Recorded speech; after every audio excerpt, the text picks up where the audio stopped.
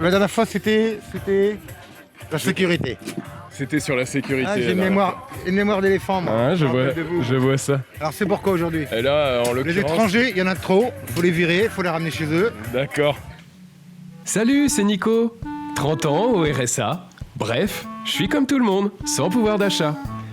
Voici le 5e épisode de Radio Trottoir. En gros, le principe est simple. Je vais sur le marché de Sainte-Thérèse pour recueillir la parole des gens.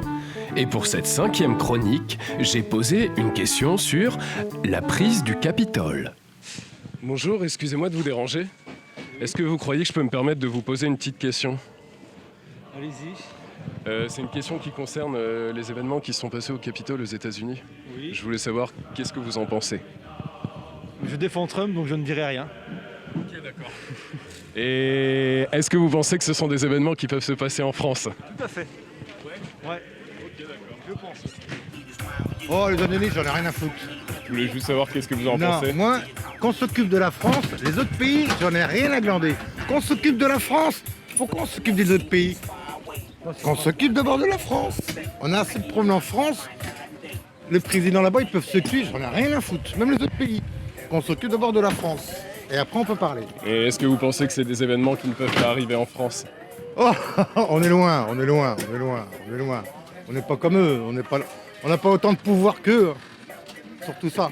Nous, on est encore très très bas. Mais qu'on s'occupe déjà des Français. Des vrais Français.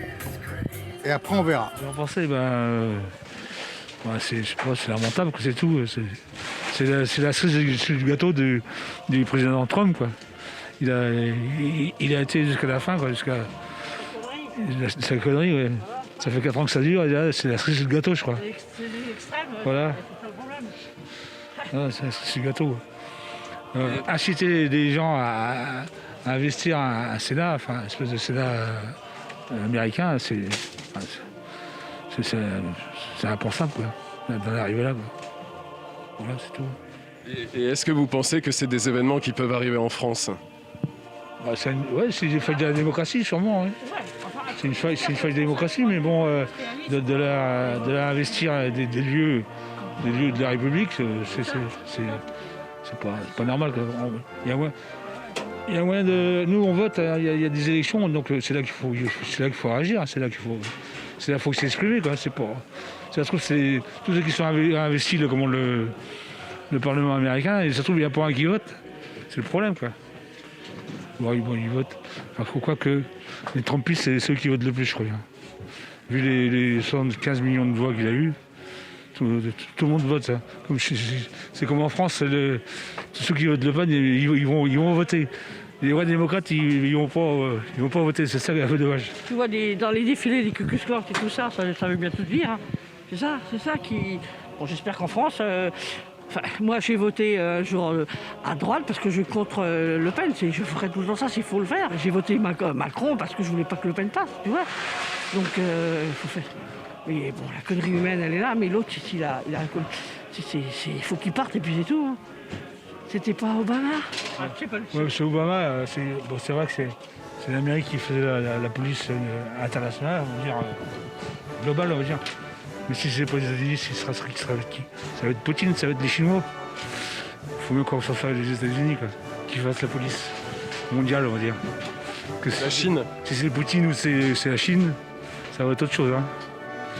J'en pense que ça craint, c'est surtout en fait ça prouve qu'il y a une vraie crise de la démocratie en ce moment, particulièrement du coup dans tous les pays occidentaux, tous les pays soi-disant démocratiques, là qu'il y ait une invasion du Capitole comme ça, faut quand même pas oublier qu'il y a eu 5 morts, quoi. C'est quand même un peu grave. Je pense qu'on peut se poser légitimement la question de comment on arrive là, comment il y a une montée comme ça dans chaque pays d'une fin de la démocratie, en fait, en tout cas d'une crise, ça c'est sûr. On peut faire, sans faire de comparaison peu appropriée. Moi, ce qui me choque, par exemple, on peut faire le parallèle, c'est qu'en France, l'Assemblée nationale est de moins en moins consultée, quoi.